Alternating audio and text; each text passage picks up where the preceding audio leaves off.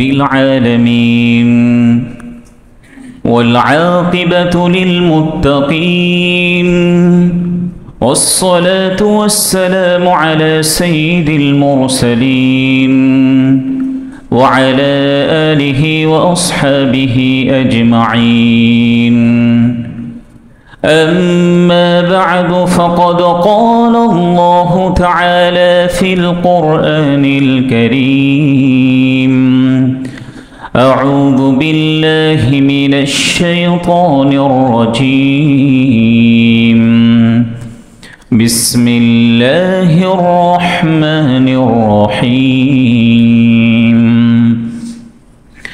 يا أيها الذين آمنوا قوا أنفسكم وأهليكم نارا وقودها الناس والحجارة عليها ملائكة غلاظ شداد لا يعصون الله ما أمرهم ويفعلون ما يؤمرون وعن أبي هريرة رضي الله تعالى عنه قال رسول الله صلى الله عليه وسلم من صام رمضان إيمانا واحتسابا غفر له ما تقدم من ذنبه أو كما قال عليه الصلاة والسلام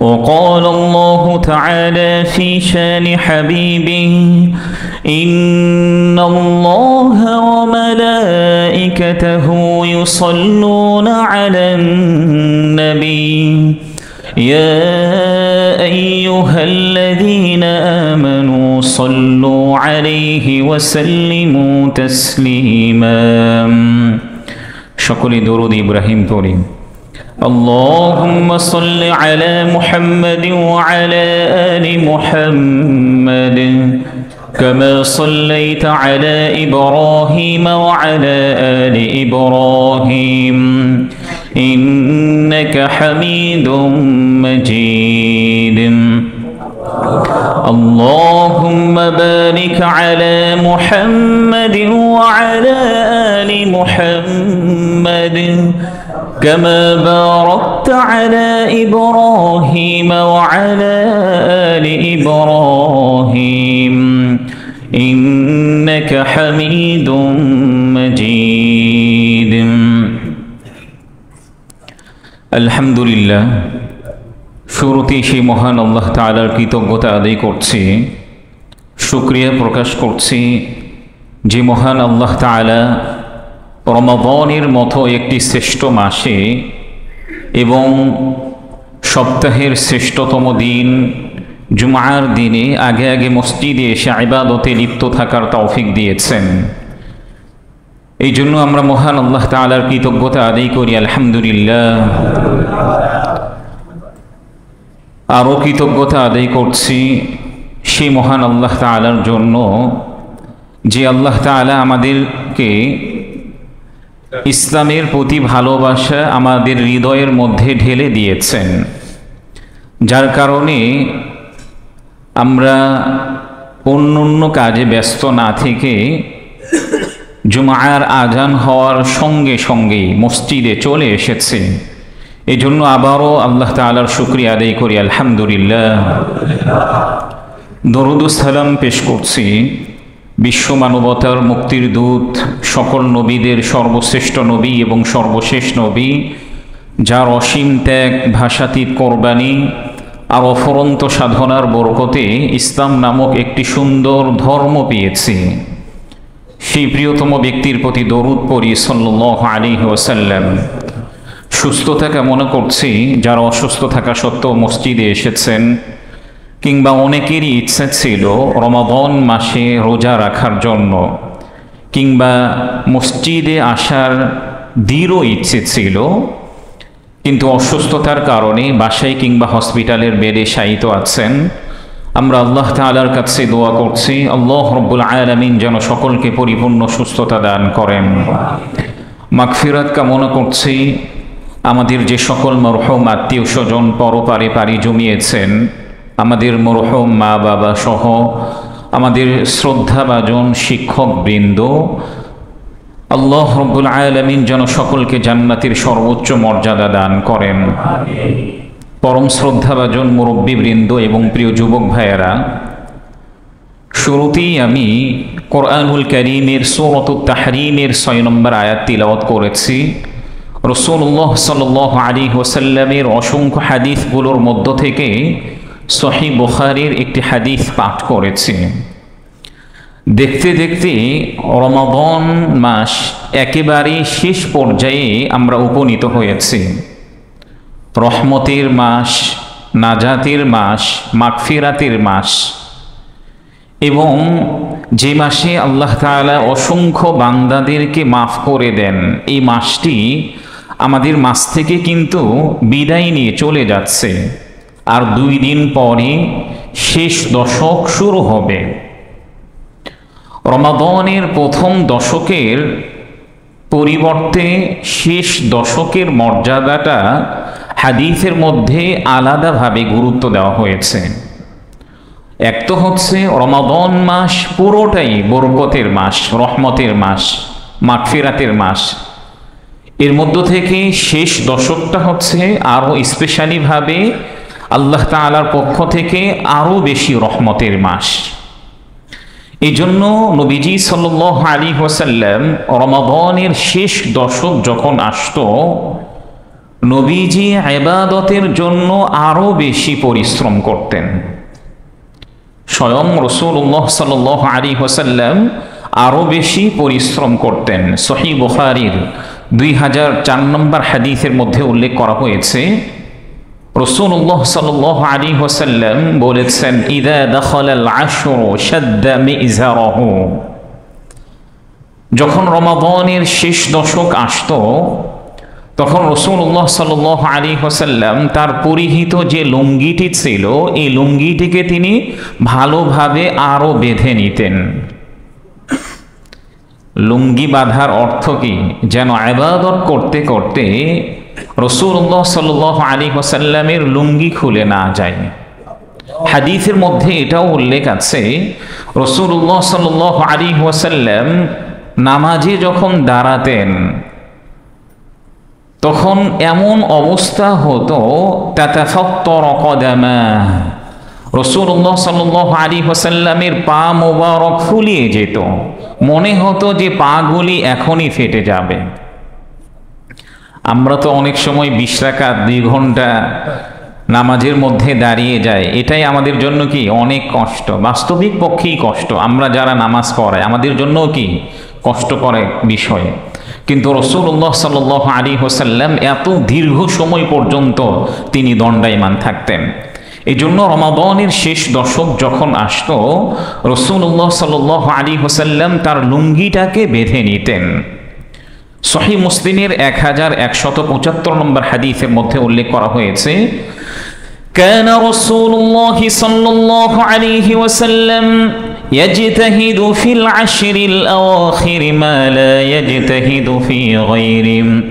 হাদিসের মধ্যে উল্লেখ করা হয়েছে, রাসূলুল্লাহ সাল্লাল্লাহু আলাইহি ওয়াসাল্লাম রমাদানের শেষ দশকে এত বেশি পরিশ্রম করতেন, এত বেশি ইবাদতের মধ্যে মগ্ন থাকতেন, যা অন্য কোনো সময়ে তিনি থাকতেন না। রমাদানের শেষ দশকে এত বেশি পরিশ্রম করতেন, এত বেশি ইবাদতের মধ্যে মগ্ন থাকতেন, যা অন্য কোনো সময় তিনি থাকতেন না। এই জন্য রমাদানের শেষ দশক যখন আসতো, তখন রাসূলুল্লাহ সাল্লাল্লাহু আলাইহি ওয়াসাল্লাম পুরো রাত্র তিনি জাগ্রত থাকতেন। শেষ দশকের পুরো রাত্র তিনি কি করতেন? জাগ্রত থাকতেন। এই ব্যাপারে সহিহ বুখারীর 2024 নম্বর হাদিসের মধ্যে উল্লেখ করা হয়েছে, ইযা দাখালাল আশরু আহইয়া লাইলা। যখন রমাদানের শেষ দশক আসতো, নবীজি সাল্লাল্লাহু আলাইহি ওয়াসাল্লাম রাত্রিতে তিনি জাগিয়ে থাকতেন, জাগ্রত থাকতেন, রাত্রে তিনি ঘুমাতেন না। আরেকটি হাদিসের মধ্যে উল্লেখ করা হয়েছে, রমাদানের শেষ দশককে রাসূল গুরুত্ব দিতে গিয়ে রমাদানের শেষ দশকে তিনি তার কোনো স্ত্রীর সঙ্গে মিলিত হতেন না। রমাদানের শেষ দশকে কি করতেন না? কোনো স্ত্রীর সঙ্গে মিলিত হতেন না। সামথিং কথা হতো, কিন্তু শারীরিকভাবে তার স্ত্রীদের সঙ্গে তিনি মিলামেশা করতেন না। তাহলে এই হাদিসগুলো দ্বারা বোঝা যায় যে রাসূলুল্লাহ সাল্লাল্লাহু আলাইহি ওয়াসাল্লাম রমাদানের প্রথম 2 দশকের চেয়ে শেষ দশককে তিনি আরও বেশি প্রায়োরিটি দিতেন, আরও বেশি গুরুত্ব দিতেন। এমনকি তিনি নিজে ইবাদত করতেন, বিষয়টি এমন নয়, বরং তিনি নিজে ইবাদত করার পাশাপাশি তার পরিবারের যে সকল সদস্যরা আছেন তাদেরকে পর্যন্ত তিনি জাগিয়ে দিতেন।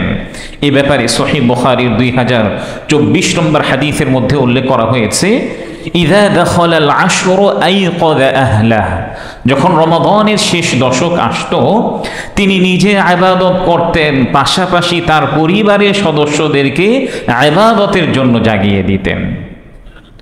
পরিবারের সদস্যদেরকে কি করতেন? ইবাদতের জন্য জাগিয়ে দিতেন।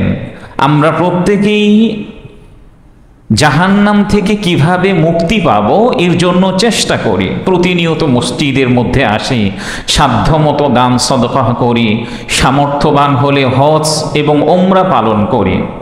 কিন্তু অনেক সময় আমাদের পরিবারের যারা সদস্য আছেন তাদের ক্ষেত্রে আমরা একটু অবহেলা করি। তাদের ক্ষেত্রে আমরা কি করি? একটু অবহেলা করি। আরে আমি তো ইবাদত করছি, কিন্তু আমার পরিবারের সদস্যরা তারা যে ইবাদত করছে না, তারা যে এদিক সেদিক ঘোরাফেরা করছে, অমুকের সাথে ঘোরাফেরা করছে, এই দিকে আমরা কি করতে চাই না? লক্ষ্য করতে চাই না। কেমন যেন মনে হয় যে আমরা একাই জান্নাতে যাব, আমাদের পরিবারের সদস্যদেরকে আমরা জান্নাতে নিতে চাই না। কিন্তু আপনি যখন একা জান্নাতে যাবেন, আপনার পরিবারের সদস্যরা যদি জাহান্নামে যায়, আপনি জান্নাতে গিয়ে শান্তি পাবেন? যদিও জান্নাতটা সুখের জায়গা, শান্তির জায়গা, এখানে গিয়ে কোনো আফসোস থাকবে না, কিন্তু আপনি জান্নাতে যাওয়ার পরে আপনি যখন অনুভব করবেন, উপলব্ধি করবেন যে আমার জীবন সঙ্গিনী এবং আমি যে সন্তানকে সবচেয়ে বেশি ভালোবাসতাম, সবচেয়ে বেশি স্নেহ আদর করতাম, আমার সন্তান, আমার জীবন সঙ্গিনী, তারা জান্নাতে না গিয়ে জাহান্নামে গিয়েছে।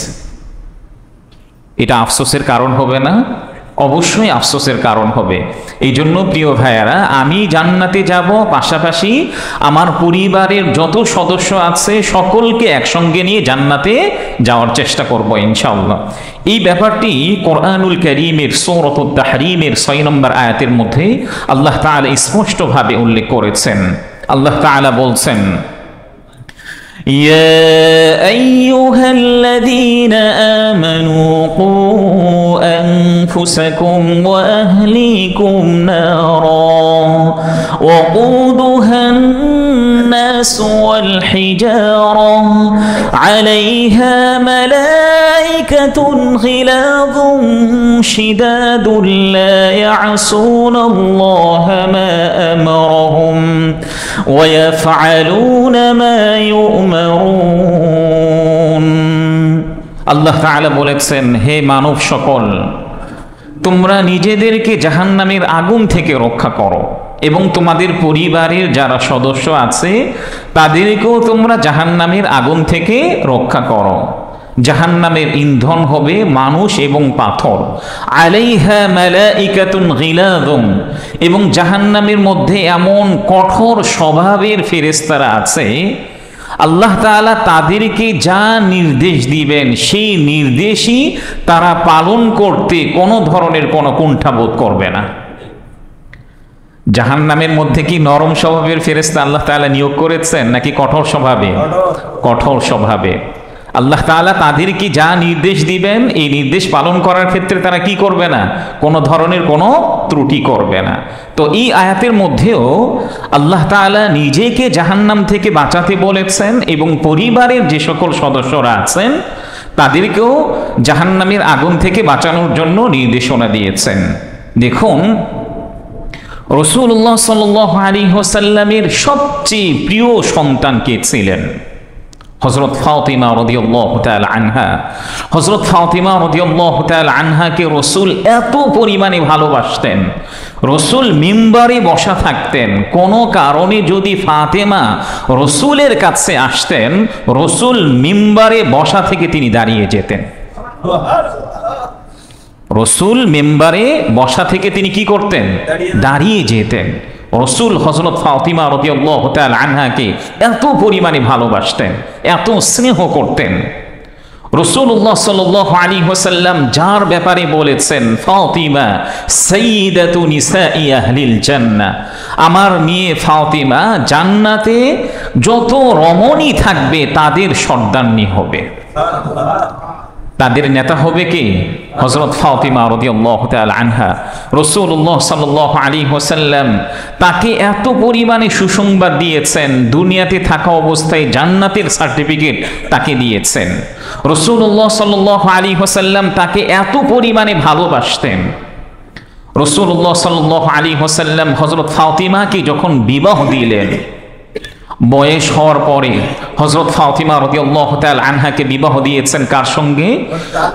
নিজের আপন চাচাতো ভাই আলী রাদিয়াল্লাহু তাআলা আনহুর সাথে। এটারও একটা অনেক বড় রহস্য আছে।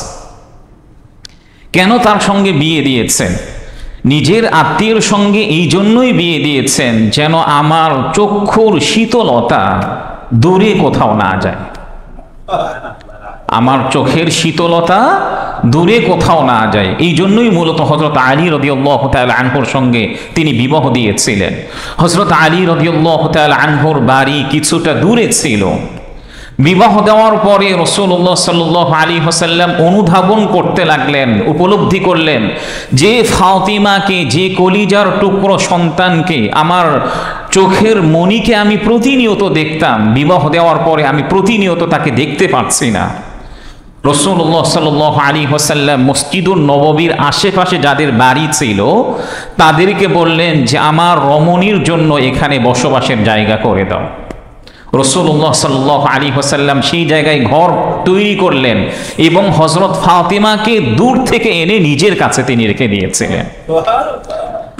এই ঘটনাবলী দ্বারা বোঝা যায় রাসূলুল্লাহ সাল্লাল্লাহু আলাইহি ওয়াসাল্লাম হযরত ফাতিমা রাদিয়াল্লাহু তাআলা আনহাকে তিনি কি পরিমাণে ভালোবাসতেন। এত ভালোবাসা সত্ত্বেও সহিহ বুখারীর 389 নম্বর একটি হাদিসের মধ্যে রাসূল স্বয়ং হযরত ফাতিমাকে লক্ষ্য করে বলছেন, ইয়া ফাতিমা আনকিদি নাফসাকি মিনান নার, হে ফাতিমা তুমি নিজেকে জাহান্নামের আগুন থেকে রক্ষা করো। হে ফাতিমা তুমি নিজেকে কি করো? জাহান্নামের আগুন থেকে রক্ষা করো। কারণ আল্লাহ রাব্বুল আলামিন যদি তোমাকে জাহান্নামে দেয়, এই জাহান্নাম থেকে মুক্ত করার মালিক আমি নই। এই জন্য প্রিয় ভাইয়েরা, বাবা হয়তো অনেক নেককার ব্যক্তি, সন্তান অনেক নেককার ব্যক্তি, বাবা নেককার ব্যক্তি হওয়ার কারণে সন্তান পার পেয়ে যাবে না। ঠিক তো দরুপ সন্তান যদি নেককার হয়, এই জন্য বাবাও কি পার পেয়ে যাবে না। বরং আল্লাহ রাব্বুল আলামিন দুনিয়াতে যে উদ্দেশ্য নিয়ে আমাদেরকে পাঠিয়েছেন, এটার উপর যদি আমি সাকসেস না হই তাহলে কিন্তু আমাকে জাহান্নামে যেতে হবে। আমরা জানি হযরত নূহ আলাইহিস সালাতু ওয়াস সালাম অনেক বড় একজন নবী ছিলেন, প্রথম রাসূল তিনি ছিলেন এই পৃথিবীর মধ্যে।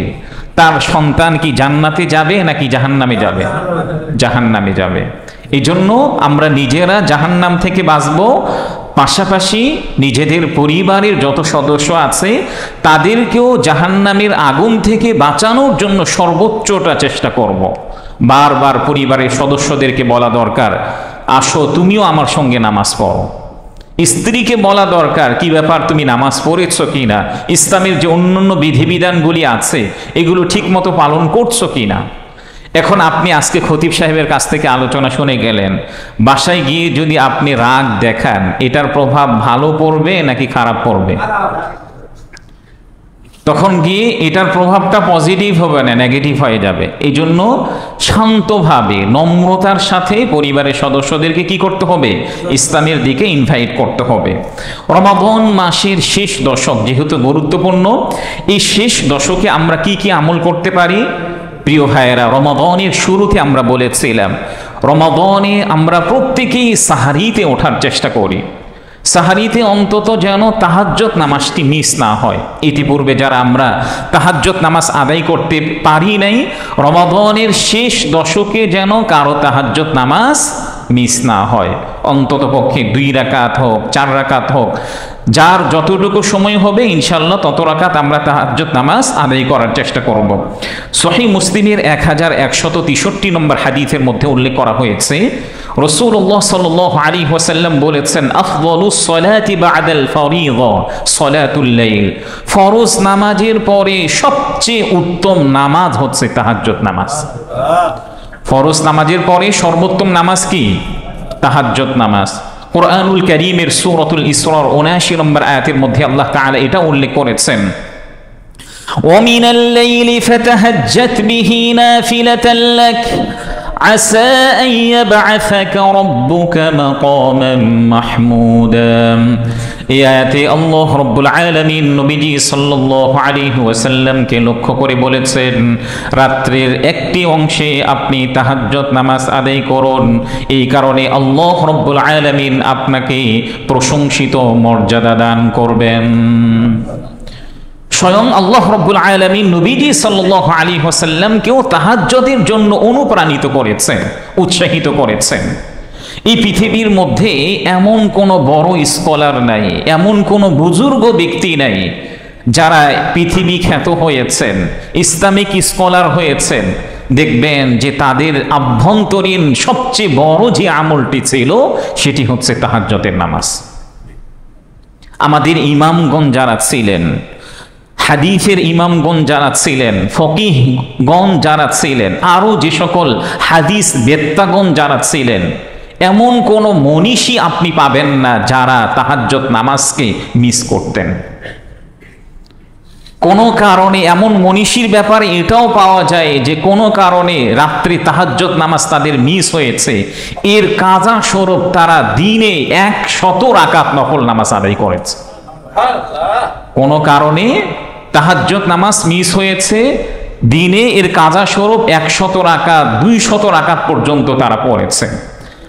আপনি যদি এর অভ্যাস করেন যে রাত্রে আমার তাহাজ্জুদ নামাজ মিস হয়েছে, এই কারণে যদি আপনি এর কাজা স্বরূপ 100 রাকাত নফল নামাজ আদায় করেন, তাহলে দেখবেন যে শয়তানি আপনাকে রাত্রে জাগিয়ে দিবে।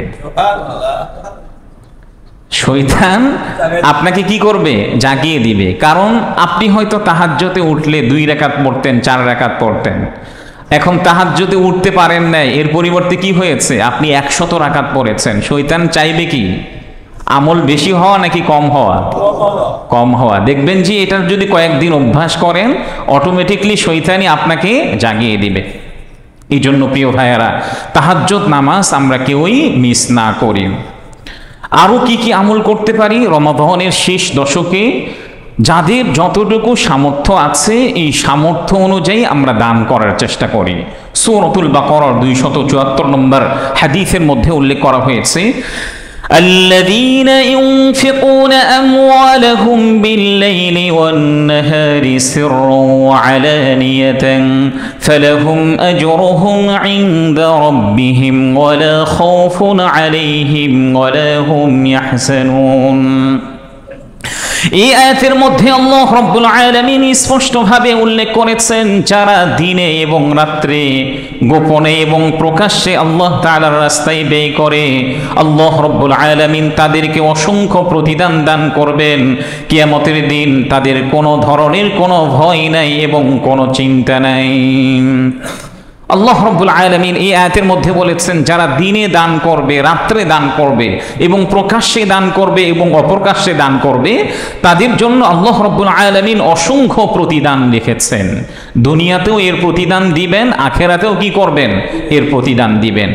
দান সদকাহকে নিজের জন্য এমন অপরিহার্য করে নেবেন, আপনার যে কোনো সমস্যা আপনার কাছে এসেছে, আপনার পরিবারে এসেছে, কিংবা কোনো বিপদ আপনাকে আক্রান্ত করেছে, আপনার শিশু অসুস্থ, আপনার বাচ্চা অসুস্থ, কিংবা আপনি নিজে অসুস্থ, সঙ্গে সঙ্গে দান সদকার দিকে ধাবিত হন, জাকাতের দিকে ধাবিত হন।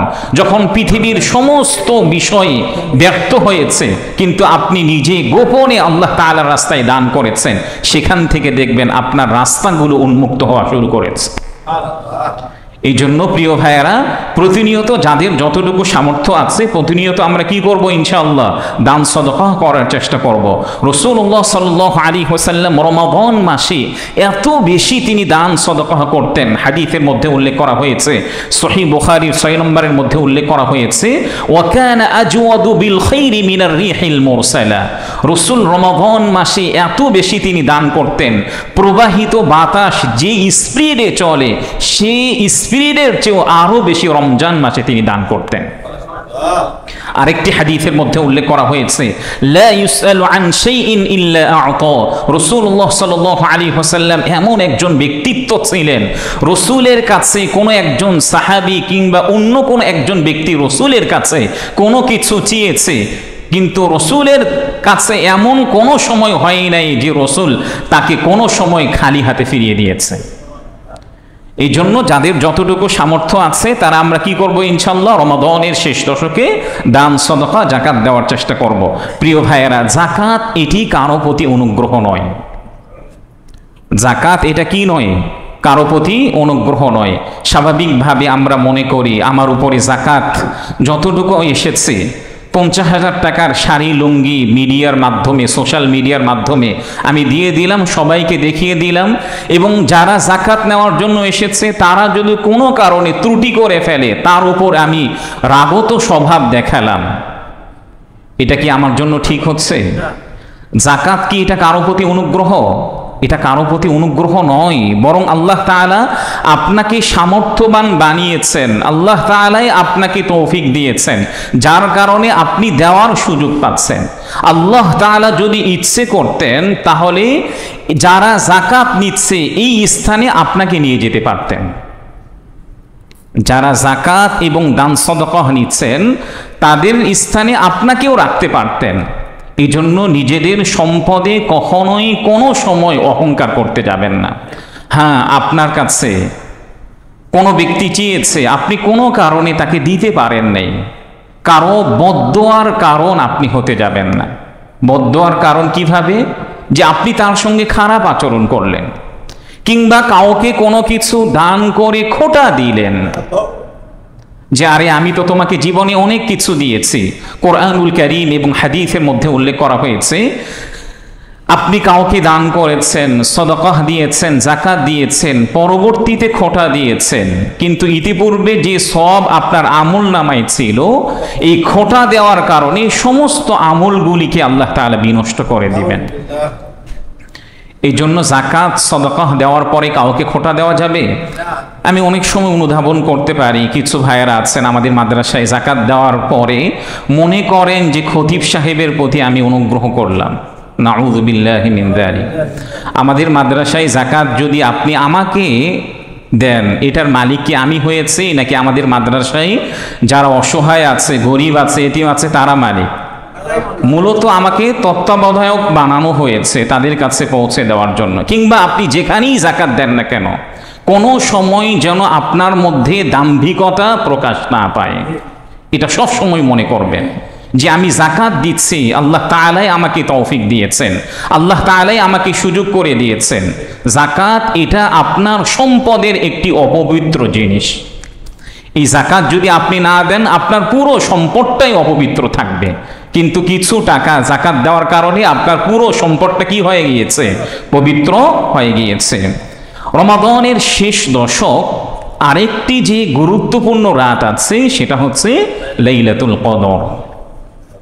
রমাদানের শেষ দশক আরেকটি গুরুত্বপূর্ণ কি রাত বলেন?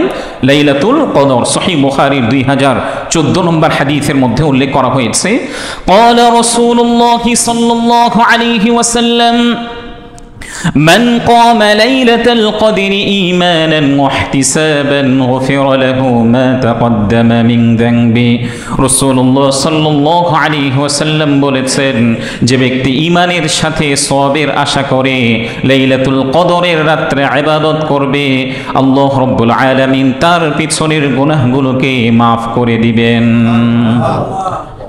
লাইলাতুল কদর কোন দশকে আছে? রমাদানের শেষ দশকে আছে। এটা কোথায় পাওয়া যাবে?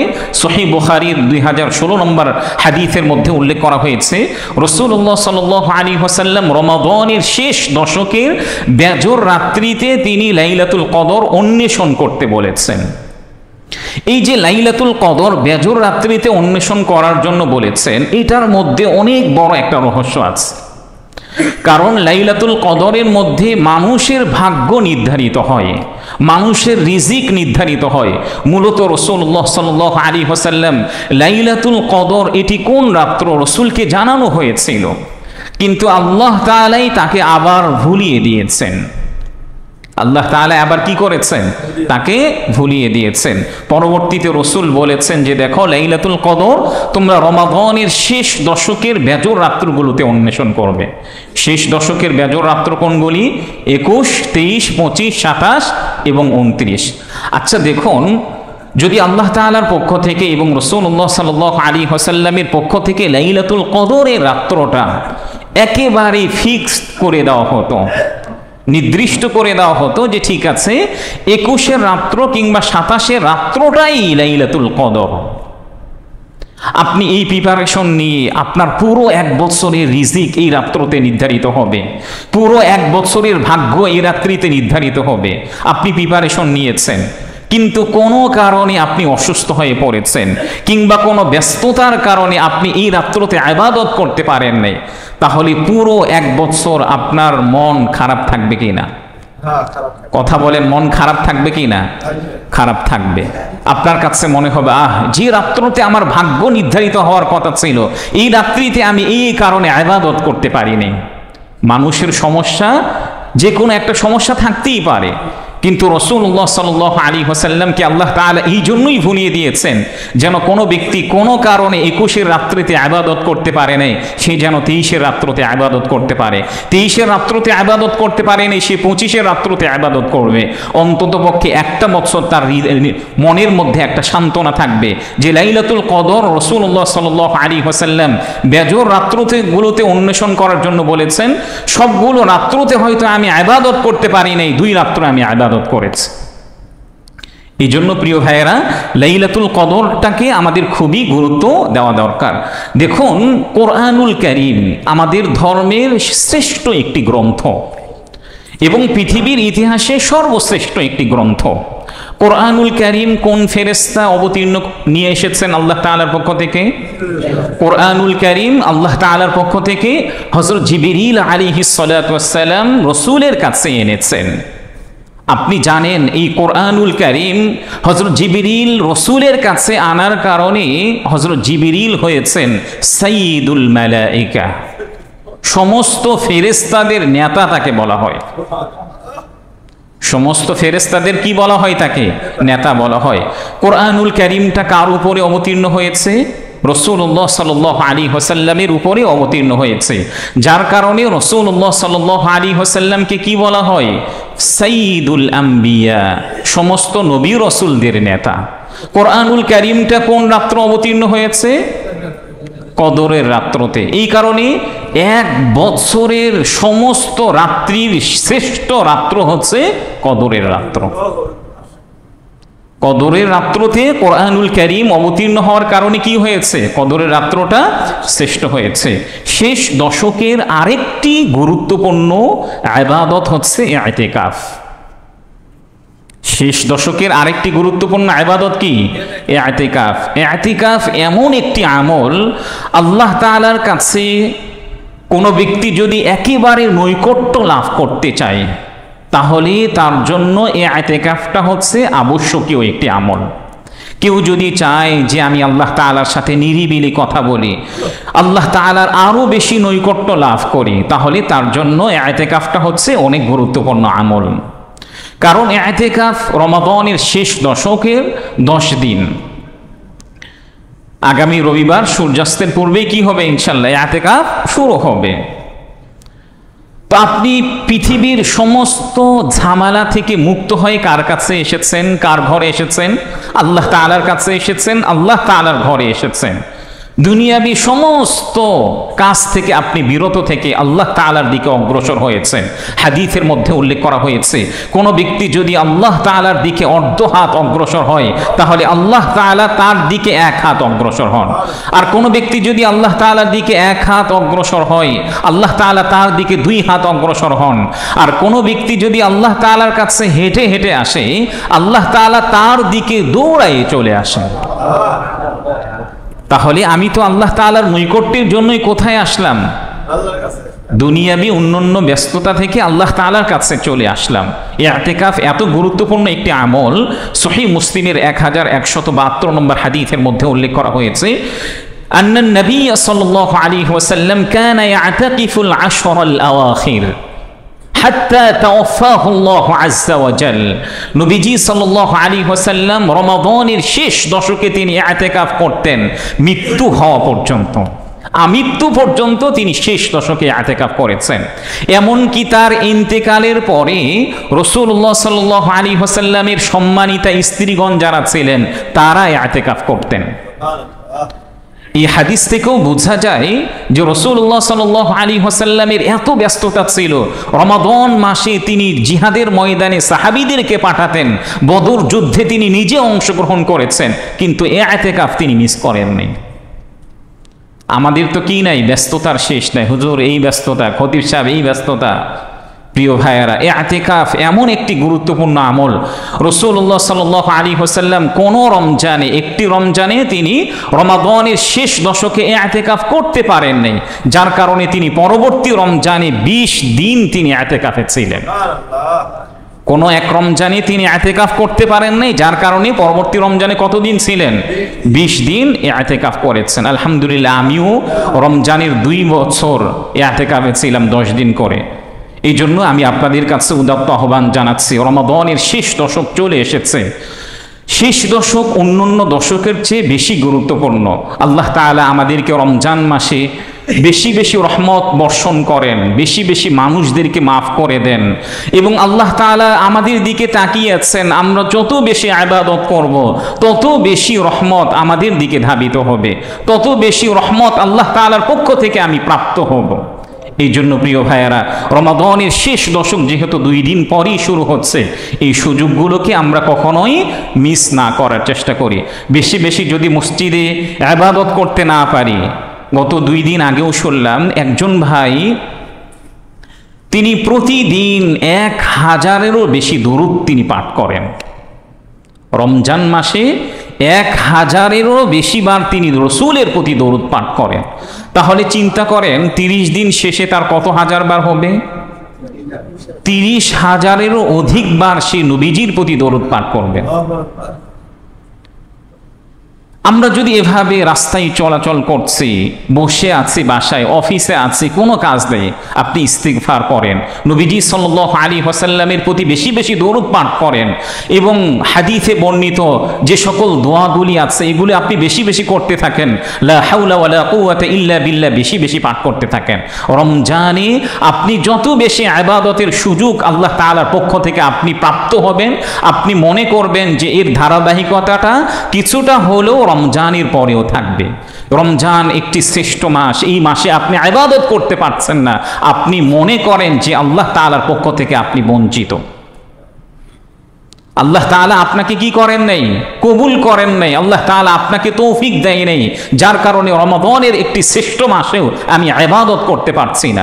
বিভিন্ন দুনিয়াবি ঝামেলার কথা বলতে গিয়ে, এই ব্যস্ততার কথা বলতে গিয়ে, প্রিয় ভাইয়েরা, যে ঝামেলা, যে ব্যস্ততা আল্লাহ তাআলার ইবাদত থেকে আপনাকে বঞ্চিত রেখেছে, উলামায়ে কেরামগণ বলেছেন এই প্রফেশন আপনার পরিত্যাগ করা দরকার। যে ঝামেলা, যে ব্যস্ততা আল্লাহ তাআলার কাছ থেকে আপনাকে দূরে রেখেছে, এই ব্যস্ততা, এই কাজ, এই প্রফেশন থেকে আপনি অন্য প্রফেশনে চলে যান। যে প্রফেশনের মধ্যে গিয়ে, যে কাজের মধ্যে গিয়ে আপনি আল্লাহ তাআলার ইবাদত করতে পারবেন। এই জন্য আমি আপনাদের কাছে উদাত্ত আহ্বান জানাচ্ছি, রমাদানের শেষ দশকে আমরা বেশি বেশি ইবাদত করব, পাশাপাশি যাদের সময় আছে অবশ্যই ইনশাআল্লাহ ইতিকাফ করার চেষ্টা করব। আল্লাহ তাআলা আমাদের সকলকে তৌফিক দান করেন।